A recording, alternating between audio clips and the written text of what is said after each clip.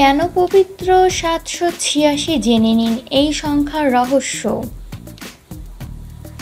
সাধারণত বিশ্বাস অনুসারে এই সংখ্যা ঐশী তাৎপর্যপূর্ণ। এর দ্বারা এক মহান বাণীকে ব্যক্ত করা হয়।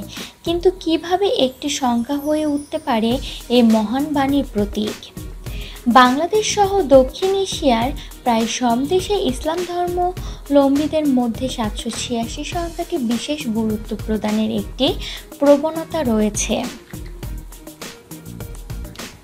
অসংখ্য মানুষ কোনো কিছু লেখার আগে ৭৮৬ লিখে তারপরে লিখন শুরু করেন।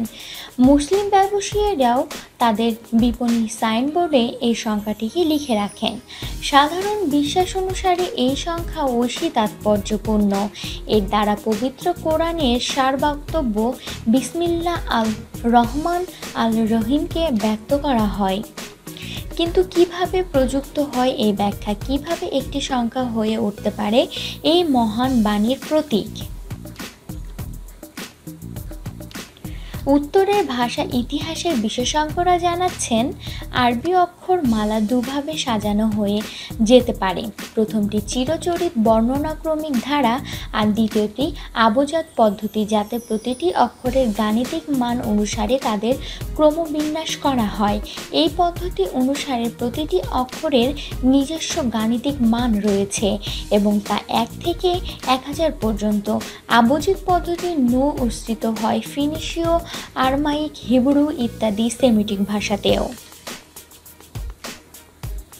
ভারতীয় উপমহাদেশের বসরত ইসলাম বিশ্বাসীদের কাছে আবজাদ পদ্ধতি বিশেষ জনপ্রিয় হয়ে ওঠে। এই পদ্ধতিতে বিসমিল্লাহ শব্দটির গাণিতিক মান নির্ণয় হয় ৭৮৬। তাই এই উপমহাদেশের মুসলমানরা বিসমিল্লাহ বা আল্লাহর পরিবর্তে ৭৮৬ সংখ্যাটিকে লিখতে শুরু করেন। যে কোনো জায়গায় পরম শক্তির নাম লেখা উচিত নয়, এই বোধ থেকেই শুরু হয় সংখ্যা দিয়ে তাকে বোঝানোর রীতি। এই প্রথা শুরু হয়েছিল আব্বাসিদ খিলাফতের আমলে। এর সঙ্গে মহানবী মুহাম্মদের সাল্লামের কোনো সম্পর্ক নেই। সেই কারণে অনেক পরম্পরাবাদী ইসলাম বিশ্বাসী এই সংখ্যাকে তেমন গুরুত্বপূর্ণ বলে মনে করেন না।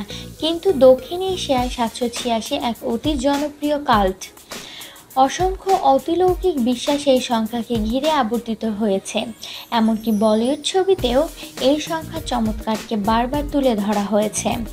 এই সময়ে এই সংখ্যার প্রতি শ্রদ্ধা প্রদর্শন মুসলমান বৃত্ত ছাড়িয়ে প্রবেশ করেছে অন্য ধর্মবিশ্বাসীদের আঙ্গিনাতেও। সো বন্ধুরা, আমার এই ভিডিওটি যদি আপনাদের ভালো লেগে থাকে, পরবর্তী ভিডিওটি দেখার জন্য প্লিজ আমার চ্যানেলটি সাবস্ক্রাইব করুন। ভিডিওটি লাইক অ্যান্ড শেয়ার করতে অবশ্যই ভুলবেন না। ধন্যবাদ।